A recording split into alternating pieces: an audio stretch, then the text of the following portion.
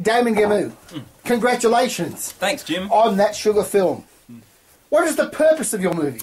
What is the purpose? The purpose is to raise awareness about how much sugar people are actually consuming in a day, because I don't think we realise that we're having 30 to 40 teaspoons in a day.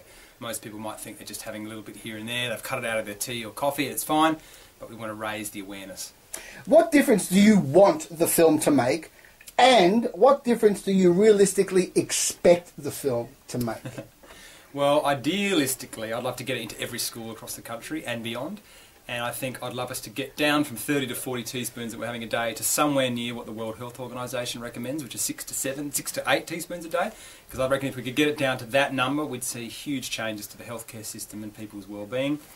I do actually believe that that's possible. I don't think it's. I think it might take a while, but I think we can actually get there. Are you more likely to have a bigger influence over kids than adults?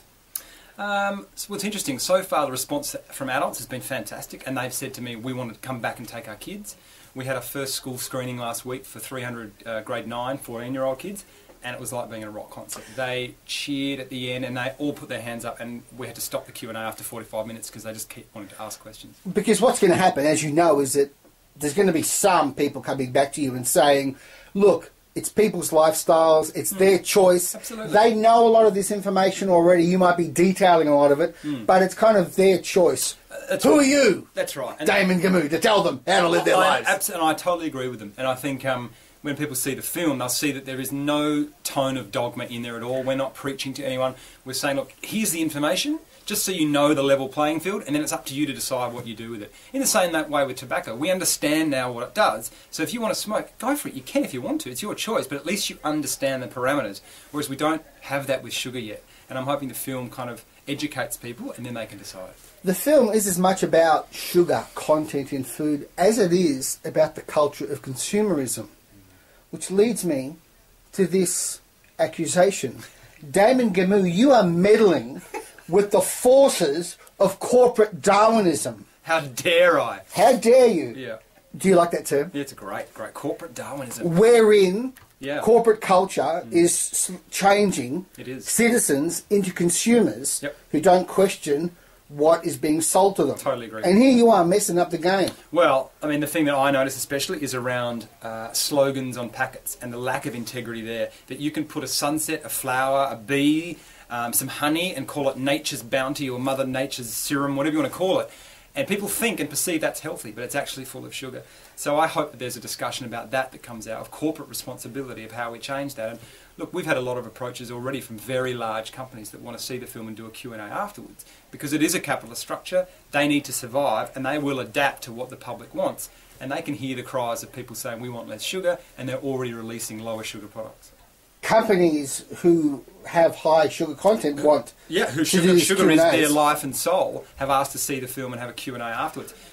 How do you regard that? Is that dancing with the devil, or is it actually seriously maybe affecting a bit of change in behaviour? This is a very good question that I grapple with and discuss with my girlfriend on a nightly basis. Some people I spoke to in America warned that this would happen and said be very, very careful, especially if they even offer you something like a cab charge. That can then be deemed as they have paid you for an exchange, so they can then say, we're working with Damon on... No. So I've got to be very careful with that. But I do, another part of me, which is the trusting, big-hearted side, says, well, hey, we are all in this together. It's going to take a monumental group effort to shift the paradigm and actually start raising that awareness. And if some of these companies are willing to do something about it, then should I at least give them a listen and see what's going on, and then I can decide from that point. This is the issue with documentaries of this sort that have an activist bent in them. As Michael Moore has proved, if you become too strident, all you do is play to your predetermined audience, and you isolate everybody else, and you end up preaching to the converted. Well, it's the same energy that the companies use, and that was something right from the beginning that I said, that we all talked about and said, this can't have that tone to it. It can't be eliciting some kind of war or a heated debate. It's like, hey, we've just got to do this with the kindest possible heart. So you'd rather engage? Absolutely, yeah. Now, I appreciate the efforts that you went to in making an entertaining film. Thank you. But here are just some slightly critical questions. One, could you have made as good a film, Damon, had you not adopted the Morgan Spurlock approach by subjecting yourself to, what was it, 60 days? Yeah, 40 days. So 40 days without junk sugar, but only with health food sugar. Yeah, so that was a point I thought about early on, and I actually wrote to Morgan. We had an email exchange for a while, and I said, look, this is what I'm doing. I was hoping that he would come on board as some kind of grand master human lab rat that would oversee my experiment. I could have Skype conferences with him. And I did think about other narrative structures, and I thought, well, the only way to find out the truth is for me to do it to myself. I can't ask someone else to do it, and if I just make it a scientific about hearsay, then it's not going to have the same currency. It's like if you want to watch, a lecture on someone who's climbed Everest versus someone who's read a book about Everest, you're going to watch the guy who's climbed it because he's experienced it. And that was the thing for me. I know there are parallels, but I didn't know how else to do it. Really. What was the response been to the song? Fantastic. We've actually done a karaoke version for the school kids. Yeah. Okay. Well, there goes that criticism. Okay. Now, just quickly, in keeping with your organic lifestyle and with your organic preference over processed foods, organic foods, you need this film to be organic in order for it to be a success, don't you? It has to live on beyond the release of the film. You've got a book, you've got an app, and you've got these school programs. Yeah, so we were part of a great initiative called Good Pitch in November last year that was set up by the Sundance Institute. And they basically put us in a room with 300 philanthropists, and we pitched the film for 7 minutes. And then people stand up and say, I want to give you money. And we raised enough money to really start an outreach campaign, which is this school study guide, the school screening program to take it to schools, the free app, the Aboriginal community, and then we've raised some money to keep their education program going. So all the things that go beyond just a cinema release. And, we've sold the film through Europe, through America now, so it does feel like it's going to be a big adventure over the next couple of years. Has this been a legal nightmare to make? I mean, have the sanitarium people been in contact with you about the up-and-go product placement in this film? We had 5 lawyers watch the film before we released it, and all of them have said, look, as long as you're factually accurate, you're fine. And we are. All I'm doing is actually deciphering what is a very ambiguous label for people and how to count the amount of teaspoons in their products. So I'm not making anything up, I'm just stating a fact. And so in that sense, we're very safe. 2 messages in this film. 1, what's the sugar content in your food? And 2, Damon Gameau wants to be a film director. You're very astute. Yeah, it was my first one and I loved it. I really enjoyed the process. I felt like I learned an absolute bucket load, and I'm very excited to sort of make more.